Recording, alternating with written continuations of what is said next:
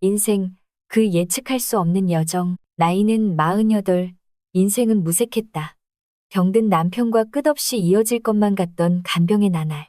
박영숙이라는 이름보다 아내 간병인이란 타이틀이 더 익숙한지도 모르겠다. 문득 찾아온 수상스러운 전단지 한 장. 이름도 직업도 묻지 않는 하루 동안의 작은 일탈을 권유했다. 막무가내 광고에 웃음을 터뜨렸지만 가슴 한구석이 왜인지 모르게 꿈틀거렸다. 나로서 살아본 지가 얼마나 됐을까? 모든 현실을 벗어던지고 낯선 곳으로의 도망치기가 왜 이렇게 가슴 뛰는 걸까? 이 하룻밤의 도피가 예측할 수 없는 운명의 시작이 될 줄은 그 누구도 상상하지 못했다. 안녕하세요. 박영숙입니다. 저는 올해 58세, 남편은 67세입니다. 9살 많은 남편은 3번의 뇌경색을 겪었고 거의 누워서 지내고 있습니다. 그래도 요양보호사 자격증을 따놓은 덕분에 남편을 돌보는 일은 제법 익숙해졌고 일주일에 2~3번은 다른 어르신들을 돌보며 얼마 안 되는 수입도 벌고 있습니다. 젊은 시절 남편은 대기업 부장으로 일하며 가정에 충실했던 좋은 사람이었습니다. 지금은 많이 달라졌지만 30년 넘게 함께한 세월을 생각하면 원망할 생각은 없습니다. 잠깐 장을 보러 나서는데 아파트 우편함에서 전단지 하나가 눈에 띄었습니다. 묻지 말고 떠나요. 외롭지 않은 하루를 선물합니다. 이름도 직업도 모든 개인정보를 묻지 않고 하루 동안 낯선 곳으로 떠나는 여행이라고 했습니다. 전단지 하단에는 중년의 소소한 일탈, 안전하게 즐기세요라는 문구가 적혀 있었습니다. 웃으며 전단지를 가방에 넣었습니다. 황당한 광고였지만 문득 궁금증이 생겼습니다. 저녁 식사를 준비하고 설거지를 마친 후 문득 아침에 주운 전단지가 생각났습니다. 가방에서 꺼내 다시 읽어보았습니다. 묻지마 관광. 웃기는 이름이었지만 어쩐지 마음 한구석이 흔들렸습니다. 제 자신을 위한 시간을 가져본 적이 언제였던가요? 결혼 후 아내로, 어머니로, 이제는 간병인으로 살아오면서 박영숙이라는 한 사람으로서의 나를 잊고 살았던 것 같았습니다. 다음 날 용기를 내어 전단지에 적힌 번호로 전화를 걸었습니다. 상냥한 여성의 목소리가 전화기 너머로 들려왔습니다. 이번 주 토요일 프로그램이 있나요? 네, 강원도 당일 코스가 있습니다. 아침 7시 출발, 저녁 9시 도착 예정입니다. 예약하시겠어요? 잠시 망설였지만 이내 마음을 정했습니다. 네, 예약할게요. 전화를 끊고 나니 심장이 빠르게 뛰었습니다. 28년 결혼 생활 동안 남편을 두고 혼자 여행을 떠나본 적이 없었으니까요. 하지만 그날은 아들이 아버지를 보러 오기로 한 날이었고 하루 정도는 저도 제 시간을 가져도 괜찮지 않을까 싶었습니다. 토요일 아침 평소보다 일찍 일어나 남편의 하루치 식사와 약을 준비해 두었습니다.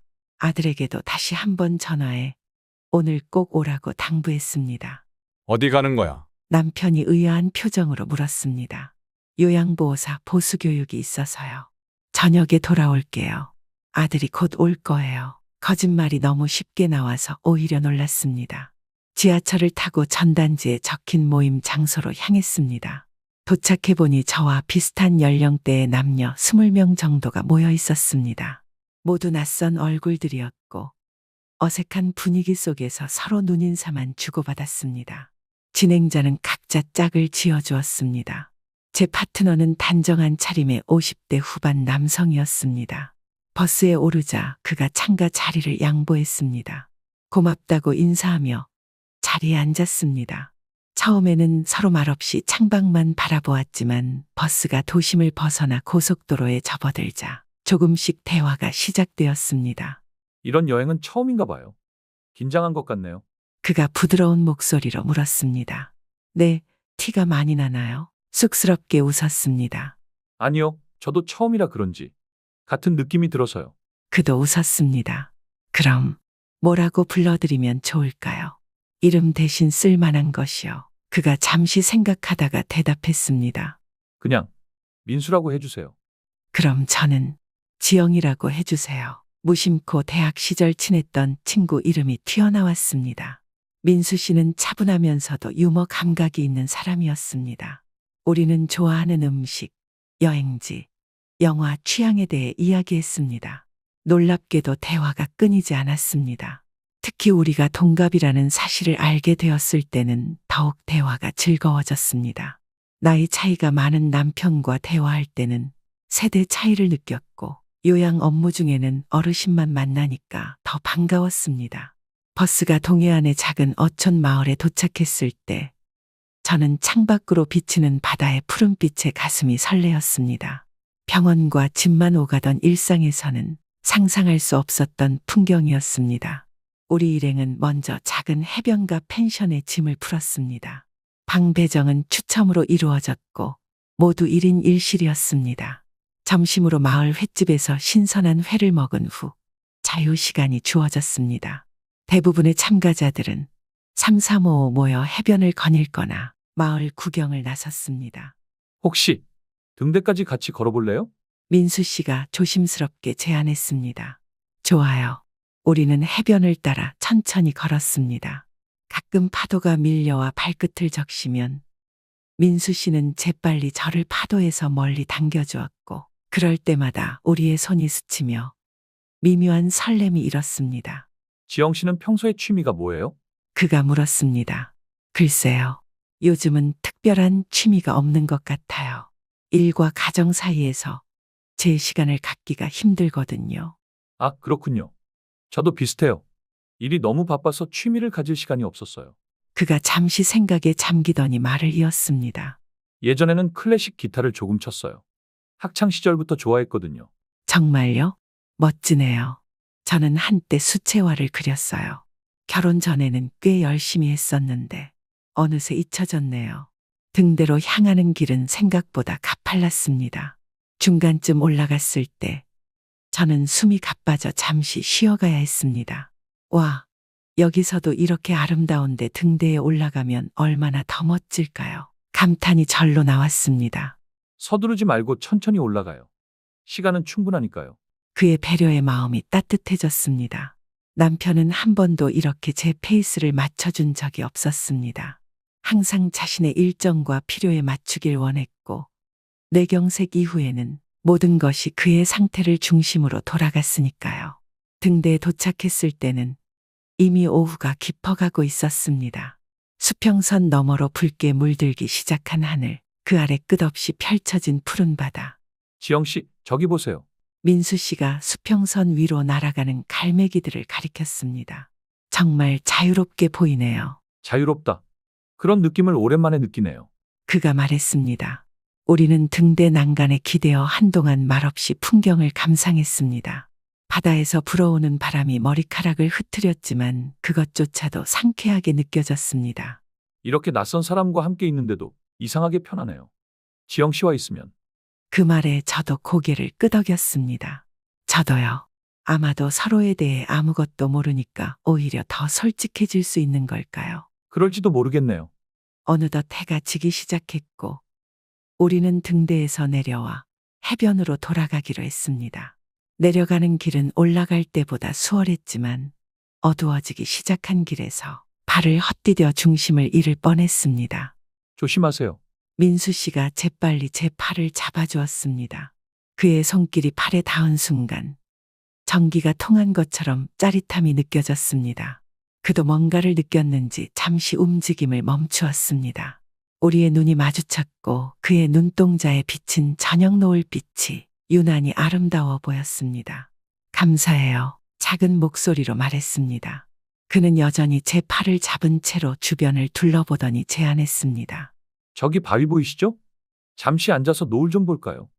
너무 아름답네요. 바위에 나란히 앉아 바다 위로 펼쳐지는 황홀한 노을을 바라보았습니다. 하늘은 붉은색, 주황색, 보라색이 뒤섞인 팔레트 같았고 그 색들이 바다 위에 물들어 마치 꿈 같은 풍경을 만들어냈습니다. 이런 걸 함께 볼 사람이 있다는 게 행복한 일이네요. 민수 씨가 조용히 말했습니다. 그러게요. 그가 조심스럽게 제 손을 잡았습니다. 거부할 생각은 전혀 들지 않았습니다. 오히려 그 온기가 고마웠습니다. 삶에서 지치고 메말라버린 감정들이 조금씩 깨어나는 듯 했습니다.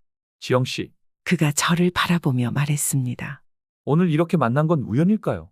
아니면 운명일까요? 글쎄요. 어쩌면 둘 다일지도 모르겠네요.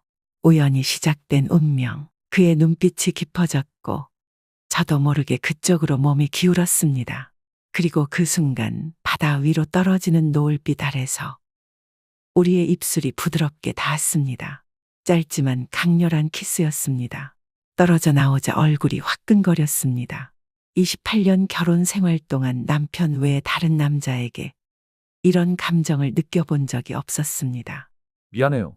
그가 당황한 듯 말했습니다. 너무 갑작스러웠죠? 아니에요. 괜찮아요. 심장이 빠르게 뛰는 것을 느끼며 대답했습니다. 그렇게 노을이 완전히 저물 때까지 우리는 바위에 앉아 대화하고 웃고 때로는 침묵 속에서 서로의 존재를 느꼈습니다. 별들이 하나둘 나타나기 시작했고 바다는 이제 어둠 속에 묻혀 파도 소리만 들려왔습니다. 슬슬 돌아가야 할 것 같아요. 저녁 식사 시간이 다 되어가네요. 민수 씨가 시계를 확인하며 말했습니다. 함께 펜션으로 돌아가는 길, 그는 자연스럽게 제 손을 잡았고 저는 그 온기를 거부하지 않았습니다. 마치 오래된 연인처럼 편안하게 손을 맞잡고 걸었습니다. 펜션에 도착했을 때 다른 참가자들은 저녁 식사를 위해 바비큐 장소에 모여 있었습니다. 우리도 합류했지만 어쩐지 다른 사람들과 섞이기보다는 둘만의 시간을 더 갖고 싶다는 생각이 들었습니다. 혹시 저녁 먹고 나서 산책 한 번 더 할까요? 제가 조심스럽게 제안했습니다. 민수 씨의 눈이 반짝였습니다. 저녁 식사를 마치고 대부분의 참가자들이 펜션 노래방으로 향할 때 우리는 살짝 빠져나와 다시 해변으로 향했습니다. 지영 씨, 민수 씨가 갑자기 진지한 목소리로 불렀습니다. 오늘 이렇게 만나게 돼서 정말 행복해요. 저도요. 진심을 담아 대답했습니다. 저는 지금 혼자예요. 그가 조용히 고백했습니다. 3년 전에 아내가 교통사고로 떠났어요. 잠시 놀랐지만 이내 그의 손을 꼭 잡아주었습니다. 많이 힘드셨겠네요. 네. 그래서 이 여행에 온 것도 누군가와 함께 있고 싶어서였던 것 같아요. 외로움을 잠시나마 잊고 싶어서. 그는 저를 바라보며 손으로 제 얼굴을 부드럽게 쓰다듬었습니다. 오늘 하루만큼은 모든 걱정, 모든 현실을 잊고 싶어요. 지영 씨와 함께. 그 말에 가슴이 뛰었습니다. 저도 똑같은 마음이었으니까요. 오늘만큼은 요양보호사도 간병인도 아내도 아닌 그저 나로 존재하고 싶었습니다. 저도 그래요. 솔직하게 답했습니다. 우리는 다시 한번 키스했고 이번에는 더 깊고 열정적이었습니다. 그의 팔이 제 허리를 감싸 안았고 저는 그의 어깨에 손을 올렸습니다. 오랜만에 느끼는 설렘과 떨림에 온몸이 반응했습니다. 키스를 마치고 떨어져 나온 후 그가 속삭였습니다. 내 방으로 갈까요? 평소라면 절대 상상도 못할 일이었지만 그 순간 저는 망설임 없이 고개를 끄덕였습니다. 우리는 서둘러 펜션으로 돌아갔고 다른 참가자들의 시선을 피해 그의 방으로 향했습니다. 문이 닫히자마자 우리는 다시 서로의 품에 안겼습니다. 옷이 하나둘 벗겨지고 우리는 침대에 함께 누웠습니다. 그의 손길은 부드럽고 조심스러웠으며 오랜만에 느끼는 여자로서의 감각에 가슴이 벅차올랐습니다. 당신은 정말 아름다워요. 그가 제 귓가에 속삭였습니다. 그 순간 모든 현실이 사라졌습니다. 남편도, 일상의 무게도, 책임감도 그저 두 사람의 몸과 마음이 하나 되는 순간만이 존재했습니다. 그날 밤 우리는 서로에게 위로가 되었습니다. 육체적 관계를 넘어 깊은 정서적 교감을 나누었습니다. 서로의 상처와 외로움을 위로하며 잠시나마 현실의 무게에서 벗어나는 해방감을 느꼈습니다. 박영숙이에요. 그의 가슴에 얼굴을 묻고 속삭였습니다. 제 진짜 이름이요. 그가 제 머리카락을 쓰다듬으며 미소 지었습니다. 최종석입니다. 만나서 반가워요, 영숙 씨. 이름을 주고받은 순간 묘한 친밀감이 느껴졌습니다. 더 이상 지영과 민수라는 가명 뒤에 숨은 타인이 아니라 진짜 영숙과 종석으로서 마주한 것이었으니까요. 그날 밤 우리는 많은 이야기를 나누었습니다. 삶의 아픔과 기쁨, 꿈과 후회에 대해서요. 구체적인 개인정보는 여전히 피했지만 그래도 서로의 내면을 조금씩 들여다보게 되었습니다. 이렇게 편하게 대화할 수 있는 사람을 만난 건 정말 오랜만이에요. 종석 씨가 말했습니다. 저도요. 특히 동갑이라 더 그런 것 같아요. 남편과는 9살 차이가 있어 항상 약간의 세대 차이를 느꼈지만 종석 씨와는 같은 시대를 살아온 사람으로서의 공감대가 있었습니다. 젊은 시절 같이 들었던 노래, 영화, 경험했던 사회적 변화까지 모든 것이 공유된 기억이었습니다. 새벽녘, 잠시 눈을 감았다가 다시 떴을 때 종석 씨는 이미 깨어나 창가에 서 있었습니다. 일출이 시작되고 있었고 그는 조용히 그 풍경을 바라보고 있었습니다. 침대에서 일어나 그에게 다가가 함께 창밖을 바라보았습니다. 밤사이 울었던 파도는 잔잔해졌고 수평선 너머로 붉은 태양이 천천히 모습을 드러내고 있었습니다. 새로운 하루의 시작이네요. 제가 말했습니다. 그리고 우리의 이별도요. 그가 조용히 덧붙였습니다. 가슴이 아려왔지만 현실을 부정할 수는 없었습니다. 이것은 처음부터 하룻밤의 인연이라는 것을 알고 있었으니까요. 후회는 없어요? 그가 물었습니다. 잠시 생각했습니다. 아니요, 없어요. 오히려 감사해요. 오랜만에 나로 살 수 있었으니까요. 그가 미소 지었습니다. 아침 식사 후 모든 참가자들은 다시 버스에 올라 서울로 돌아가는 길에 올랐습니다. 돌아가는 버스 안에서 종석 씨는 제게 조심스럽게 물었습니다. 연락처를 교환해도 될까요? 이런 인연을 그냥 놓치기는 너무 아쉽네요. 제 마음 한구석에서도 같은 욕망이 있었지만 이성이 그것을 억눌렀습니다. 현실로 돌아가면 저는 다시 남편을 간병해야 하는 박영숙이 되어야 했고 이런 관계는 지속될 수 없었습니다. 미안해요. 여기서 끝내는 게 그게 더 좋을 것 같아요. 실망한 기색이 역력했지만 그는 이해한다는 듯 고개를 끄덕였습니다. 알겠어요. 당신의 결정을 존중해요. 하지만 이 하루만큼은 절대 잊지 않을 거예요. 저도요. 영원히 기억할게요. 그렇게 우리는 각자의 삶으로 돌아갔습니다. 집에 도착했을 때 남편은 평소와 다름없이 텔레비전을 보고 있었습니다. 다녀왔어요. 제가 말했습니다. 응, 교육은 어땠어? 남편이 무심하게 물었습니다. 많이 배우고 왔어요. 거짓말이 너무나 쉽게 나왔습니다. 일상으로 돌아왔지만 제 마음속에는 작은 불꽃이 피어올랐습니다. 그날의 기억, 종석 씨의 따뜻한 손길, 바다의 파도 소리, 모든 것이 꿈만 같았지만 한편으로는 제게 새로운 활력을 주었습니다. 다시 남편을 간병하고 요양보호사 일을 하는 일상 속에서도 가끔씩 떠오르는 그날의 기억은 제게 작은 위안이 되었습니다.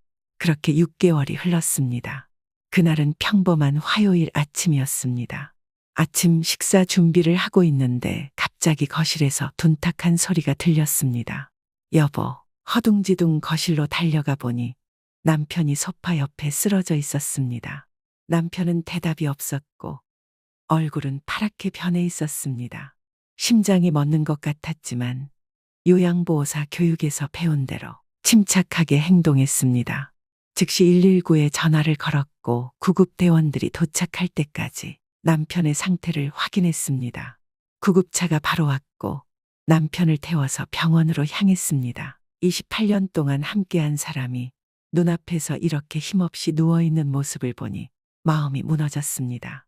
그동안의 모든 갈등과 불만은 순식간에 사라지고 그저 남편이 무사히 깨어나기만을 바랐습니다. 응급실에 도착해서도 상황은 급박하게 돌아갔습니다. 의사들이 남편 주변으로 모여들었고 저는 대기실로 안내받았습니다. 한참을 초조하게 기다리고 있을 때 간호사가 다시 다가왔습니다. 보호자분, 수술 동의서를 작성해 주셔야 합니다. 심장 혈관이 막혀서 긴급 수술이 필요합니다. 수술 동의서를 기다리고 있는데 한 의사가 서류를 들고 다가왔습니다. 보호자 되십니까? 제가 담당 심장 전문에. 말을 멈춘 의사의 얼굴을 올려다보니 숨이 멎는 것 같았습니다. 최종석, 6개월 전 묻지마 관광에서 만났던 바로 그 사람이었습니다. 그도 저를 알아보았는지 잠시 눈을 크게 뜨고 저를 바라보았습니다. 하지만 그는 곧 전문가다운 태도로 돌아왔습니다. 최종석 교수입니다. 환자분이 심근경색으로 관상동맥이 막혀서 긴급 수술이 필요합니다. 동의서에 서명해 주시면 바로 수술을 시작하겠습니다. 손이 떨렸지만 남편의 생명이 위급한 상황에서 개인적인 감정은 중요하지 않았습니다. 서둘러 서명했습니다. 종석 씨는 더 이상의 눈맞춤 없이 수술실로 향했습니다. 저는 다리에 힘이 풀려 벤치에 주저앉았습니다. 이런 상황이 믿기지 않았습니다. 하필 남편의 담당 의사가 제가 바람을 피웠던 그 사람이라니 운명의 장난이 아닐 수 없었습니다. 무거운 죄책감이 밀려왔습니다. 그날 밤에 일탈이 이렇게 현실로 돌아올 줄은 상상도 못했습니다. 남편이 병원 침대에 누워있는 동안 저는 다른 남자와 하룻밤을 보냈다는 사실이 마음을 무겁게 눌렀습니다. 1시간 반 정도 지났을 때 종석 씨가 수술복 차림으로 대기실에 나타났습니다. 수술은 성공적으로 끝났습니다. 막힌 혈관을 뚫었고 혈류가 정상적으로 회복되었습니다. 안도의 한숨이 나왔습니다. 남편이 무사하다는 소식에 눈물이 앞을 가렸습니다.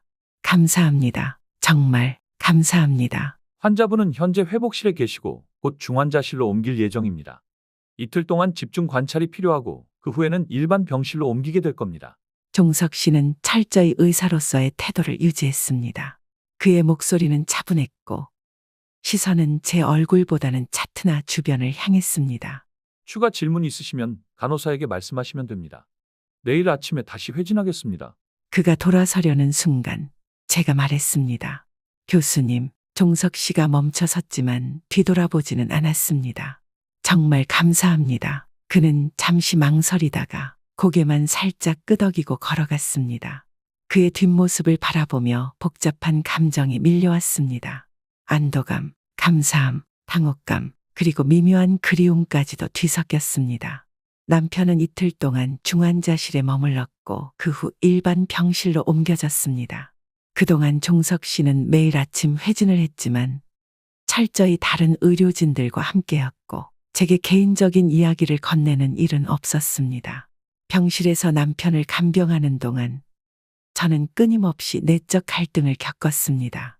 남편이 병석에 누워있는 동안 다른 남자와 하룻밤을 보냈다는 죄책감이 마음을 무겁게 눌렀습니다. 그런데 하필 그 남자가 지금 남편의 생명을 구한 의사라니 운명이 저를 놀리는 것만 같았습니다. 일주일째 되는 날 아침 간병인을 잠시 불러 남편을 부탁하고 병원 옥상에 올라갔습니다. 답답한 마음을 조금이라도 달래고 싶었습니다. 차가운 아침 공기와 함께 서울 시내가 한눈에 내려다 보였습니다. 영숙 씨, 놀라서 뒤돌아보니 종석 씨가 서 있었습니다. 그도 잠시 휴식을 취하러 온 것 같았습니다. 아, 교수님. 여기서 뵐 줄은 몰랐네요. 잠시 어색한 침묵이 흘렀습니다. 그가 제 옆으로 다가와 난간에 기대섰습니다. 환자분 상태가 많이 좋아지고 있어요. 회복이 빠르신 편이에요. 네, 정말 감사해요. 교수님 덕분에 다시 침묵이 이어졌습니다. 바람 소리만이 우리 사이를 채웠습니다. 이상하죠? 제가 먼저 입을 열었습니다. 이상하게 인연이 닿았네요. 그날 묻지마 관광에서 만난 사람이 남편의 생명을 구하다니. 종석 씨는 잠시 생각에 잠기더니 고개를 끄덕였습니다. 운명이라는 게 참 예측할 수 없는 것 같아요. 제가 잘못한 걸 깨달으라고 남편이 아프고 종석 씨가 나타난 걸까요? 그런 생각은 하지 마세요. 우리가 만난 것과 제가 남편분을 수술한 것은 별개의 일이에요. 제가 당직이어서 제가 가장 가까이 있던 심장 전문의였기 때문에 그렇게 된 거죠. 그런 거겠죠. 영숙 씨, 그가 조심스럽게 말을 이었습니다. 저는 그날 밤을 후회하지 않아요. 하지만 지금은 제가 환자분의 담당 의사이고 당신은 환자의 아내이시니까요. 알아요.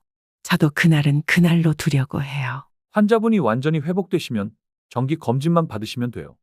그때는 다른 의사를 배정해 드릴 수도 있고요. 아니요, 괜찮아요. 제가 고개를 저었습니다. 교수님은 그저 남편의 담당 의사일 뿐이에요. 우리는 그냥 그날의 기억만 간직하면 될 것 같아요. 그가 고개를 끄덕이며 제 눈을 바라봤습니다. 그 눈빛 속에는 이해와 존중이 담겨 있었습니다. 환자분 곧 퇴원하실 거예요. 오늘 상태를 보고 결정하겠지만 빠르면 내일 모레 정도에. 네, 감사합니다. 사흘 후 남편은 예상보다 빠르게 회복하여 퇴원할 수 있게 되었습니다. 종석 씨는 퇴원 당일 아침에 마지막 회진을 했고 퇴원 후 관리 방법과 다음 진료 일정에 대해 자세히 설명해 주었습니다. 앞으로 약은 꼭 정해진 시간에 드시고 한 달 후에 외래로 방문해 주세요. 고맙습니다, 교수님. 덕분에 살았네요. 남편이 말했습니다. 아닙니다. 제 환자의 건강을 위한 일인걸요. 종석 씨의 시선이 잠시 저를 향했고 우리는 짧게 눈빛을 주고받았습니다. 그 안에는 말로 표현할 수 없는 많은 감정이 담겨 있었습니다. 집으로 돌아온 후 일상이 다시 시작되었습니다. 남편의 상태가 지금은 더 심각해져서 간병에 더 많은 시간을 써야 했지만 한편으로는 그가 살아있다는 사실만으로도 감사했습니다. 한 달 후 정기 검진을 위해 다시 병원을 찾았습니다. 남편은 휠체어를 타고 진료실로 들어갔고 종석 씨는 평소와 같이 전문적인 태도로 진료를 보았습니다. 상태가 매우 좋아지셨네요. 앞으로는 3개월에 한 번씩만 검진 받으시면 될 것 같습니다. 남편은 기뻐하며 종석 씨에게 거듭 감사 인사를 전했고 저 역시 고개를 숙여 감사함을 표했습니다. 때때로 남편은 제게 이렇게 말하곤 했습니다.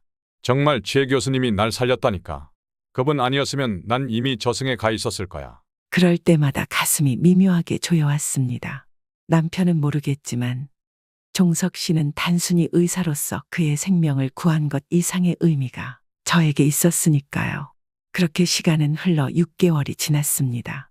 남편의 상태는 안정되었고 이제 정기 검진만 잘 받으면 큰 문제는 없었습니다. 어느 날 남편의 정기 검진을 위해 다시 병원을 찾았을 때 진료실 앞에서 간호사가 저희를 맞이했습니다. 오늘은 김 교수님께서 진료 보실 거예요. 최 교수님께서 해외 연수를 가셔서요. 놀라움과 함께 미묘한 실망감이 찾아왔습니다. 하지만 이게 더 자연스러운 결말이라는 생각도 들었습니다. 진료를 마치고 나오는 길에 간호사가 저를 불렀습니다. 박영숙 씨 맞으세요? 최 교수님께서 이걸 전해달라고 하셨어요. 그녀는 작은 봉투를 건넸습니다. 집에 와서 열어보니 간단한 메모와 함께 작은 책 한 권이 들어 있었습니다. 영숙 씨께 남편분의 건강 관리에 도움이 될 만한 책을 보내드립니다. 그리고 그날의 기억은 저에게도 소중합니다. 항상 건강하세요. 최종석. 메모를 읽고 나니 눈시울이 뜨거워졌습니다. 메모 아래에는 작은 추신이 적혀 있었습니다. 묻지 말아야 할 여행도 때로는 소중한 인연을 만들어주는 것 같습니다. 책은 심장 질환자의 일상 관리에 관한 책이었지만 그 안에는 작은 책갈피가 끼워져 있었고 거기에는 우리가 갔던 바닷가 해변의 사진이 담겨 있었습니다. 그날 아침 종석 씨가 혼자 바다를 바라보며 찍은 사진인 듯 했습니다. 그 사진을 보며 문득 깨달았습니다.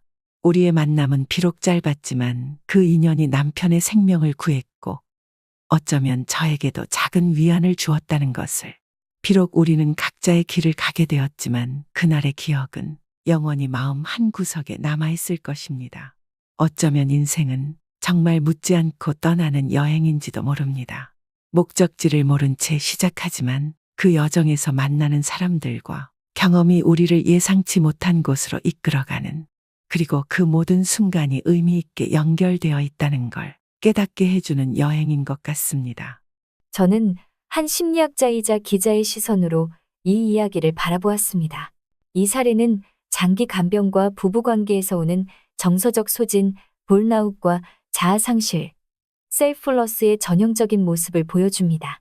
박영숙 씨는 30년 넘게 아내와 간병인의 역할에 묶여 있었고 전단지를 통한 묻지마 여행은 억눌린 자아가 회복을 요구하는 심리적 신호였습니다. 여행에서 만난 종석 씨는 단순한 일탈 상대가 아니라 그녀가 잊고 있던 여성으로서의 자기를 다시 느끼게 해준 촉매였습니다. 심리학적으로 이는 금지된 관계가 아니라 정서적 탈출구, 이모셔널 이스케이프의 의미가 강합니다. 하지만 이후 남편의 위기 상황에서 종석 씨가 담당 의사로 다시 나타나면서 그녀는 깊은 죄책감과 동시에 복잡한 구원감, 조행강을 경험합니다. 이것은 일종의 심리적 통합 과정으로 과거의 일탈을 단순한 죄로만 보지 않고 자신의 삶 전체에서 어떤 의미를 가지는지 재해석하게 만듭니다. 그렇다면 우리는 묻습니다. 결혼 생활에서 나 자신을 찾기 위해 얼마나 멀리 갈 수 있을까요? 돌봄과 책임감이 사랑을 대체할 때 개인의 욕구는 어디로 사라져야 할까요? 또 그녀의 선택은 단순한 배신일까요? 아니면 자아 회복의 필연적 과정이었을까요? 여러분은 어떻게 생각하시나요? 이제 이 이야기를 들은 사람들의 다양한 반응을 들어보겠습니다. 다음은 이 사연을 들은 사람들의 반응입니다. 1위, 전통적인 입장의 시청자. 도덕적 비판. 안녕하세요. 저는 55세 김순자입니다. 30년째 가정을 지키며 살아온 주부예요. 이야기를 들으면서 마음이 참 복잡했습니다. 물론 영숙 씨의 외로움과 희생은 이해가 갑니다. 남편이 아픈 상황에서 간병까지 하느라 자신을 돌볼 시간이 없었을 거라는 것도 알겠어요. 하지만 결국 남편을 속이고 다른 남자와 하룻밤을 보냈다는 건 아무리 이해하려 해도 받아들이기 어렵습니다.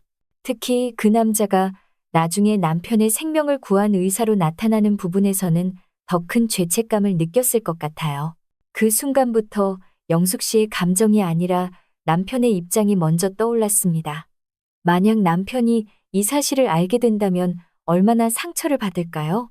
저는 부부란 어떤 상황에서도 서로의 신뢰를 지켜야 한다고 생각합니다. 그 하루가 영숙 씨에게 자유였을지 몰라도 그것이 남편에게는 배신일 수 있잖아요. 앞으로 영숙 씨는 이 기억을 어떻게 안고 살아갈까요? 혹시 언젠가 양심의 가책이 더 커지면 남편에게 고백하게 될까요? 여러분은 어떻게 생각하세요? 사랑과 도덕, 어느 쪽이 더 중요할까요? R. 현실적인 공감형 시청자. 이해하지만 안타까움. 안녕하세요. 저는 52세 장미희입니다. 저도 비슷한 나이라 그런지 영숙 씨의 심정이 너무 와닿았습니다. 간병인으로 사는 삶이 얼마나 힘든지 잘 알거든요. 저희 어머니도 몇 년 동안 아버지를 돌보다가 결국 우울증까지 오셨어요. 사람은 누군가의 아내, 엄마로만 살다 보면 자기 자신을 잃어버립니다. 그래서 영숙 씨가 그 하루를 선택한 것도, 민수 씨와 손을 잡고 바닷가를 걸은 것도, 심지어 하룻밤을 함께한 것도 전 이해가 돼요. 그건 단순한 바람이 아니라 영숙 씨가 다시 사람으로서 숨 쉴 수 있게 만든 하루였다고 생각해요. 다만 그 뒤에 남편이 쓰러지고 종석 씨가 담당 의사로 나타난 건 너무 극적이고 아이러니하죠. 저는 그 장면에서 영숙 씨가 어떤 심정이었을지 상상만 해도 숨이 막혔습니다. 결국 그는 그 기억을 마음 깊이 묻어두고 남편 옆을 지키기로 했잖아요. 그 선택이 참 대단하다고 느껴졌어요. 여러분이라면 같은 상황에서 어떤 선택을 했을까요? 자신을 위해 하루쯤은 모든 것을 내려놓을 용기가 있을까요? 냉소적인 시청자, 사회풍자. 안녕하세요. 저는 50대 후반 남자 박찬호입니다. 솔직히 이야기 들으면서 씁쓸한 웃음이 나왔습니다. 묻지마, 관광? 이게 요즘 중년들의 새로운 놀이인가요? 다들 가정이 있으면서 이렇게 외로움 때문에 낯선 사람과 하루를 보내는 게 당연한 것처럼 그려지는 게 조금 불편했습니다. 물론 영숙 씨는 착한 사람으로 묘사되지만 사실상 바람이잖아요. 그런데 이야기의 흐름이 마치 괜찮아, 그럴 수도 있어 라고 말하는 듯 보여서 좀 불편했어요. 특히 마지막에 종석 씨가 책과 메모를 남기고 떠나는 장면은 마치 아름다운 추억으로 포장하려는 것처럼 보였습니다.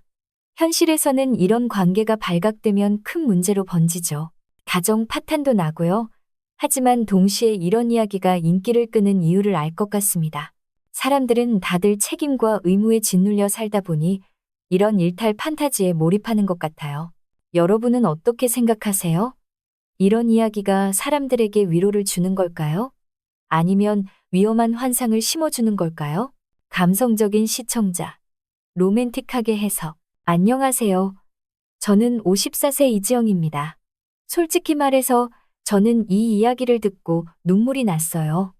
너무 아름답고 슬펐습니다. 사랑이라는 게 꼭 젊은 사람만의 것이 아니잖아요. 영숙 씨는 오랫동안 자기 자신을 잊고 살았고, 그날 처음으로 누군가에게 여자로서 대우받았던 거예요. 민수, 아니 종석 씨와의 하루는 단순한 외도가 아니라 삶의 마지막 불꽃 같았다고 생각합니다. 그리고 결국 다시 현실로 돌아와 남편을 지키고 죄책감을 안고 살아가는 모습이 더 가슴 아팠어요. 저는 오히려 그 하루가 있었기에 영숙 씨가 남편을 더 헌신적으로 돌볼 수 있었을 거라고 생각해요. 여러분은 이런 사랑을 어떻게 보세요? 잘못된 사랑이지만 동시에 치유가 될 수도 있다고 생각하지 않나요? 비판적 페미니즘 시청자. 저는 57세 정은영입니다. 이 이야기를 들으면서 여성으로서 너무 공감되는 부분이 많았습니다. 한국 사회에서 중년 여성들은 대부분 가족을 위해 희생만 하며 살아갑니다. 그런데 남편이 아프고 간병까지 해야 하면 자신의 삶은 완전히 사라집니다. 영숙 씨가 용기 내서 자기만의 시간을 가졌다는 건 오히려 칭찬받아야 한다고 봐요. 문제는 사회가 이런 여성을 죄인 취급한다는 거죠. 바람이라고 손가락질하기 전에 왜 그녀가 그런 선택을 할 수밖에 없었는지를 먼저 봐야 하지 않을까요?